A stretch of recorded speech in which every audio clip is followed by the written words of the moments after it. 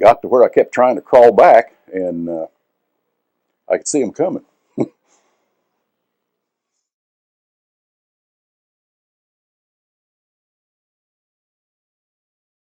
Okay, my name's Jim Brewer. I'm from northeast corner of Missouri. Born and raised there. I'm a farmer. Have 2 sons and a wife, and it's kind of a family farm operation.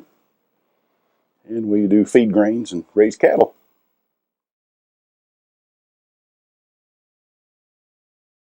And it was October the 6th, 1966, when I went in for induction. I do remember that. I went to Jefferson Barracks in St. Louis, Missouri. I think it was 2 days there, and then we went to Fort Leonard Wood, Missouri. And liked one number of being a Marine. About the second morning we was there, why they had us all lined up out there, and they had us count off by numbers, and some big gunny sergeant of the Marines walked over and said, all the 2s come with me, and I was a 1, so I didn't go. I stayed. Kind of lucky there.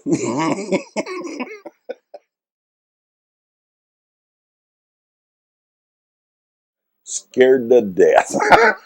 I'd been away from home some, but really, the fear of the unknown. You had no idea what was going to happen to you or where you was going to do or anything.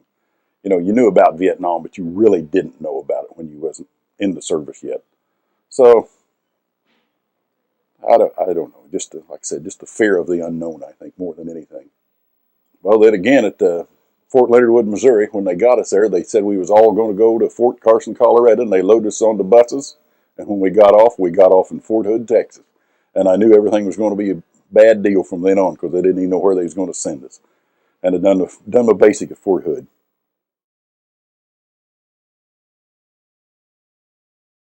Hot.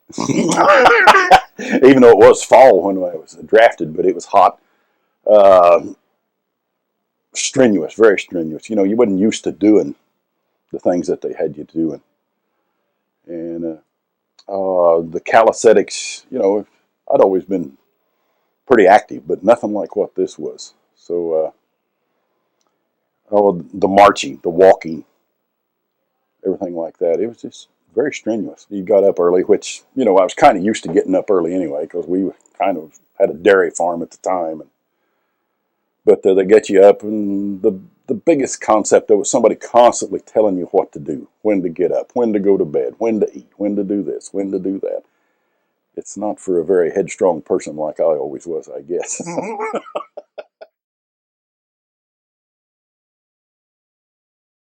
I think it was in June of '67. I was in the first cav after I got out of basic. We was a mechanized unit, and I got to ride everywhere. And I'm pretty sure it was in the first part of June, and they sent me over to the 1st of the 6th and put me in the mortar squad, and I was humping mortars after being used to riding, carrying all that weight. Like to kill me. It was hot. It was really a good group of guys. A company was, we'd develop friendships fast. Like Jim Turner, why there was about 8 of us would go home with him every weekend. He was over in East Texas around Livingston. And we would go with him home. And Judy was in college at Huntsville State University. And we'd always stop off in Huntsville. And she'd try to have dates for all of us guys. And most of the time, she couldn't come up with that many. But there was always 7 or 8 of us. So every weekend that we could get off, we'd go home with him and go over there. So we had a great friendship, great camaraderie that we just shared from the very get-go. I don't know, the other units I was in, you had some friends, but we just really bonded together real quick in A Company. Everybody was just as close and just excellent friends.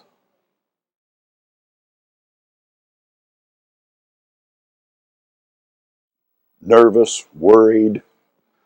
They'd seen all the news, which we didn't see when we was in the service or in the basic training through AIT and on up to our other training before we shipped out. We didn't see TV. We didn't know what was going on, that it was doing what it was doing over there. But they was really worried about it. All the family was, and the folks.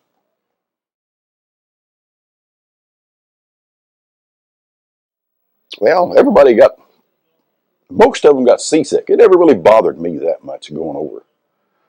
It was a long trip, 28 days. You had to do calisthenics and clean. And the sleeping was the best part. I was lucky. I had one of the topper bunks. I think I was next to the top. I really wasn't on the top. But if somebody got sick, why, it was pretty rough on the guys down below. And I never could take anybody getting sick. So if they did, I'd have to get up and go outside. So otherwise, I'd have been sick too. But it wasn't the boat. It was somebody else being sick that bothered me. And they tried to give you jobs or keep you busy to pass the time. But it was quite a deal. And then we got in that one storm in the South China Sea on the way over. And the water, I forget how tall it was on this boat. I think there was around 5,000 people on it. It was a big troop ship. And the waves was going over the front of that thing. And I'll bet you 3/4 of the people got sick on that thing. It was really rough. And I do remember that about the ship boat. And then the time over, and they let us off in Okinawa one night. That was quite a party. And I don't know. Everybody spent every dime you had because by then you realized you didn't know whether you was ever going to come back home or not. So we just we partied all until the next morning. We stayed up all night and just barely made the boat when it was ready to pull out. I do remember that. I think Moles and Bunk, but probably Turner. I can't remember who else I run around with that. Been too long ago.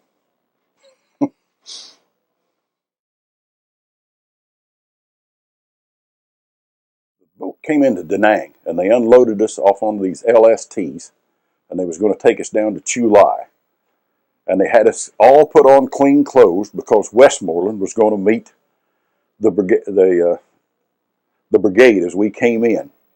So they had us all put on clean clothes, and then they stuck us on these LSTs and flat bottom boats. And the rust and the dirt and the water and the crap was probably 6 or 8 inches deep in the bottom of that thing, and that's where they made us go. And we come out of there looking like a bunch of filthy pigs. I do know that. Just dirt and rust all over. And we marched out, and there was Westmoreland standing out there. And it was something. One guy, when we got off of the Upshur and onto an LST, I don't know the guy's name, but he broke his leg. The waves was so high when the boat was coming up and down. We had to step off and catch it at the right time. And I do remember one guy broke his leg, but I don't think he was in A company. I think he was from someplace else because they was unloading 2 or 3 doors at a time off of that boat.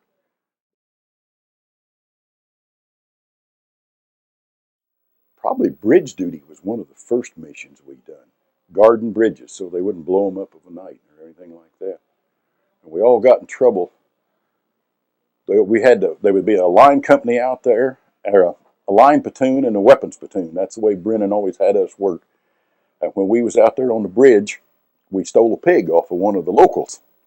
Everybody about got in trouble over that, but we made sure we cooked that pig because the seas was horrible. They was old. The newest can I ever seen was a 1944 date on it. Most of them was 42s and 43s. But anyhow, we took this pig away from this guy, and we roasted him. We cooked him. And we made sure everybody's out there got a bite. But quite a bit of brass came over, and they didn't like that real well that we took that pig from that local.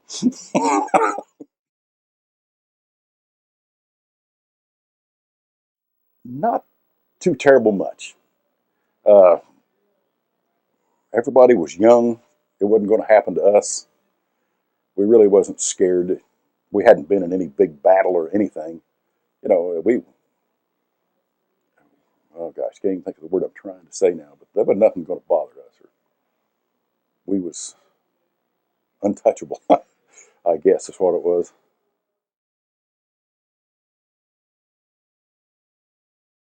Oh yeah, you got tired on the long search and destroy missions. That's what we was always on.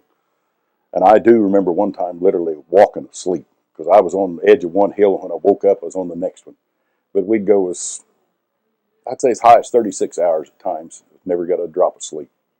Just always a looking. We'd never, maybe you'd hear a gunshot in the distance, but we'd never really been in a battle for a long time when we first got over there. Maybe a sniper round or two, and it was all over with. That was it for a while. I think we carried 6 or 7 days rations with us.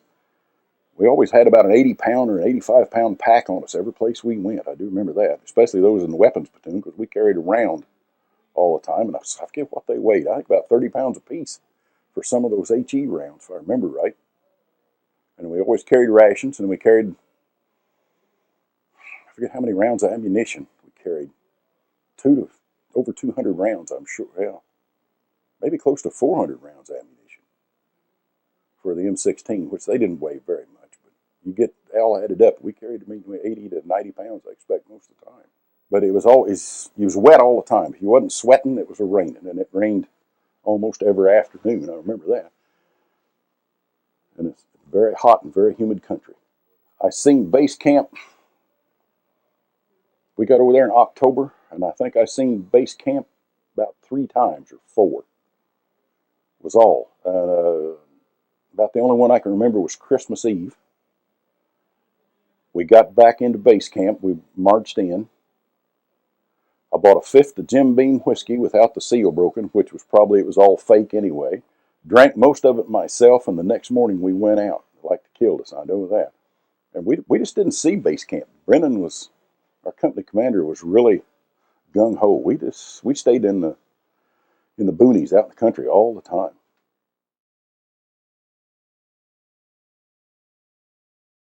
We always thought he was an old guy. Come to find out, he probably wasn't much over 6 or 7 years older than the rest of us. But he was a very determined soldier, I guess is the way I would want to say it. I don't know. I think he enjoyed it, and he demanded a lot of respect, which he earned. I don't know. He's very gung-ho. If there was a mission that came up, he was always the one to do it. We might not know exactly what was going on, but he always knew. So, I don't know. He was a pretty good CO.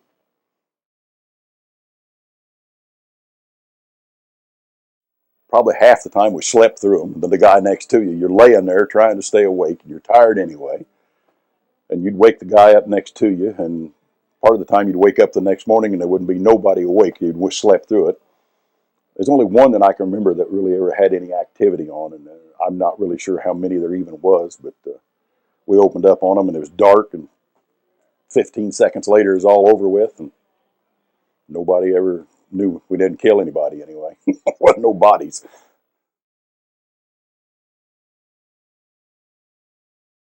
We didn't know a lot of what was going on. If you're just a private, and that nobody told you what was going on. They just told you what to do, and we didn't see or didn't hear of anything. And I really didn't notice that it was getting more intense. Maybe off in the distance you'd hear more bombs drop or something, but I don't remember it being any more small arms fire than that. Every once in a while you'd hear a round go off, especially of a night, but it wasn't that bad. We were still invincible at that point.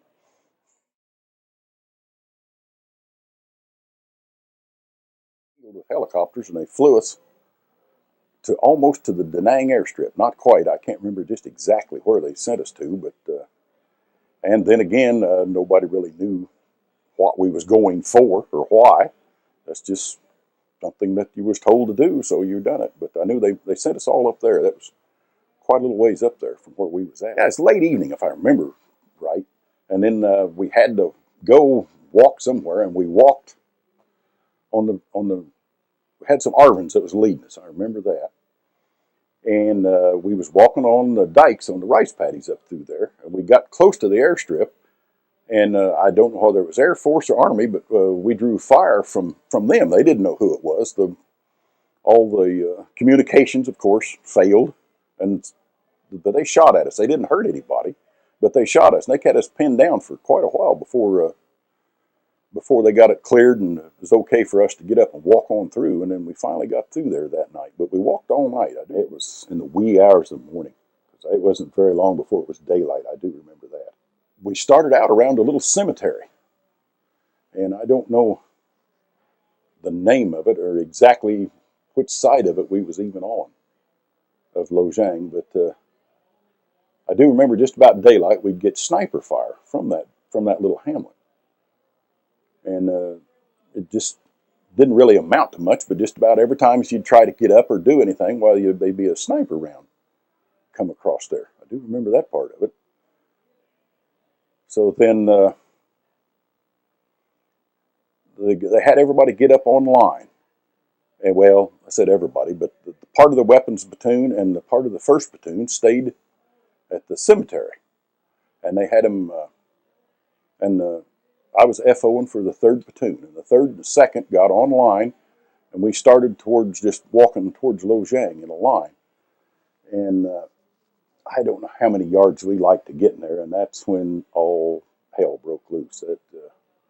We was getting mortared, and they opened up with all kinds of machine guns and small arms fire of every kind. And can't remember how long we was out there, but anyway, finally we got the word to fall back, which at the time we didn't know it, but the 2nd Platoon basically got wiped out at the first burst, but we didn't know that. We was over on the other side with the 3rd Platoon, or I was. But I had a radio, and we started back, and I didn't get too terrible fire. I remember that, and that's when I got hit. I got shot twice.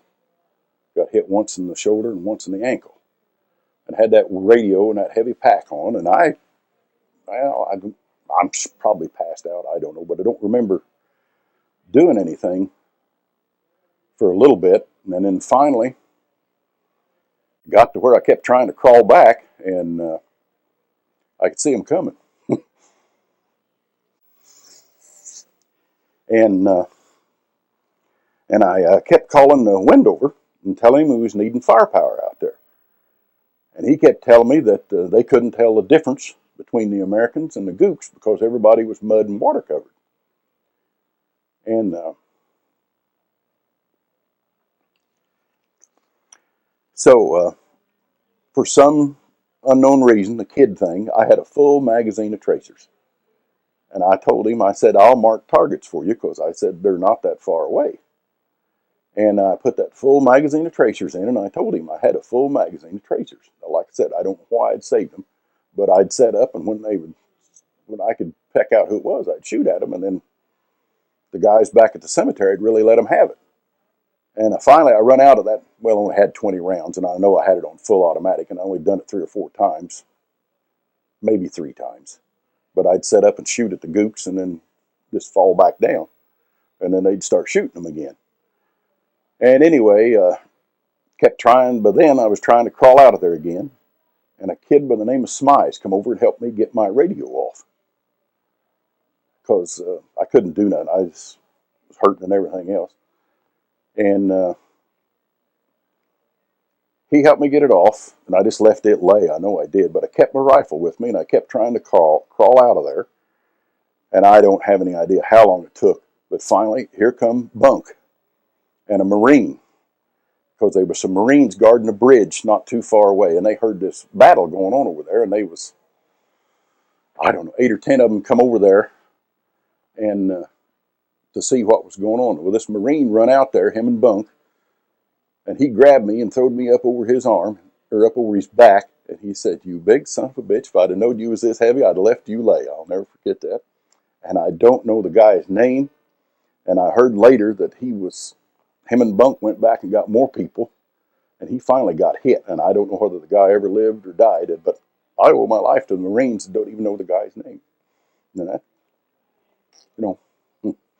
the 2nd Platoon was to my left, and it was a lot worse there than it was on the right-hand side where we was with the 3rd Platoon, but I do remember that. And then they brought in an airstrike before they even got packed out of there. And I remember that, to them jets coming in and bombing that little hamlet there, because of the ball of fire was bigger than anything I'd ever seen, I think. I do remember that. And then we got back, and I was on one of the first medevac choppers out.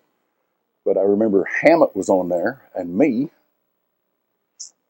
and I can't remember whether Don was on there or not. I can't remember who else was on there. I do remember Hammett because he was tore up so. It was the only reason I could remember him. And he was laying right there beside me, and it was a Marine helicopter. And they called them the Jolly Green Giants, the old, slow flying things. And when they got us on there, why, I'd give my rifle to somebody. I don't even know who I'd give it to. But that helicopter took off. He finally got her wound up, and it took off. And they opened up on that helicopter with a machine gun. And the holes was just coming through that thing like crazy. And he hit the ground. She went back down. It was probably up as high as the trees. But he got her wound up, and the next time he went out of there, I mean, he went straight up, and I don't know how far, and they got me to an aid station at Da Nang. I was hit in the left shoulder and through the left ankle, and I could never get anybody to look at my left ankle. All they wanted to do was look at this shoulder because it went in at an angle and come down. And I still got the bullet right there on the underneath side of a rib. They never did take it out. About that much more, and it hit me in the heart. I'd have been dead. And they wouldn't never look at my ankle, and that was what was hurting. Come to find out later, it done more damage than the one that went down through my shoulder. But they took me out to from that aid station, they flew me out to the USS Sanctuary, Naval Hospital ship. And I was on there for 34 days. And finally, the day after I got on there, they kept looking at this one because the x-rays, I guess, showed how close that one was. Got somebody to look at my foot, and they cut that bullet out of my ankle with local anesthetic. And they had the local anesthetic didn't work because the surgeon that was there and a bunch of corpsmen, and I just picked them up and throw them up and down with my arms because it hurt when they dug that thing out. And then there was a nurse, and I can't remember her name, but this one that went down through here, they used like Q-tips on a stick that long, and they'd use benzene. Well, it had to heal from the inside out. And she'd run that thing down through where that bullet went every morning. And I called that poor woman everything you could ever think of. And she kept saying, well, Sergeant Brewer, you shouldn't say that. And it hurt. Hurt bad. But I was on the Sanctuary for 34 days. And after we kind of got a little better shape, we played bingo every afternoon. And when they took me off of the boat in the Philippines, the nurses gave me a little bitty old pot that had fuzz around the top of it, because I was the only guy in that ward that never won a game of bingo in 34 days. I do not play bingo to this day. And then they sent me I was with the Air Force for a few days, and then they sent me to Camp Drake, Yokohama, Japan, 249th General Hospital. And I was there a little over a month. And they done surgeries on my spine. I think they called it a sympathectomy, because every time my leg would get below my heart, it had turned black, because that bullet that went through the ankle messed up all the nerves and everything. So they go through my stomach to my spine and cut the nerves that control the blood flow and the sweat glands and something else to the left leg, so the circulation. I thought they were going to cut it off. I made that one guy promise not to cut it off, and because I thought that's what they was going to do, because it kept turning black. But so then after that, they sent me to Fort Leonard Wood, Missouri, after I left Japan, and I was in the hospital there for 3 months. They patched me up, sent me to active duty in Fort Carson, Colorado for 28 days, and then I got out of the Army.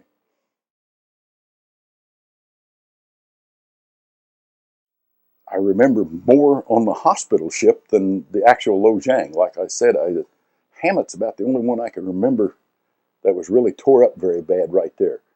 And I was on one of the first medevacs out, so I didn't see all the carnage and the stuff that the other guys did that had to clean up later.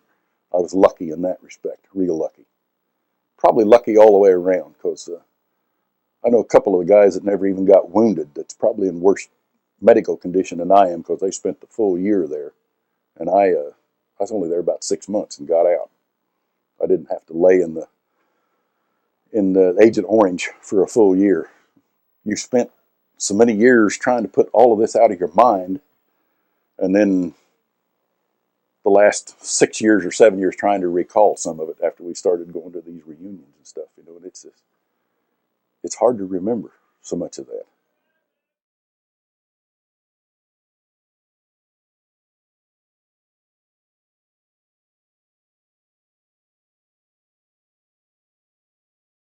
They're brothers. There's a brotherhood between the guys in A Company that it's hard to describe it to words. The thing you've went through, nobody can take it away from you. The camaraderie that we've got, one of those $1 million experiences that you wouldn't give a dime to do again, but just the friendship that you've developed with these people. There's no words to describe it. We are so close. The things that we went through, that I never hope my sons or grandsons or anybody's grandkids or sons would have to ever go through.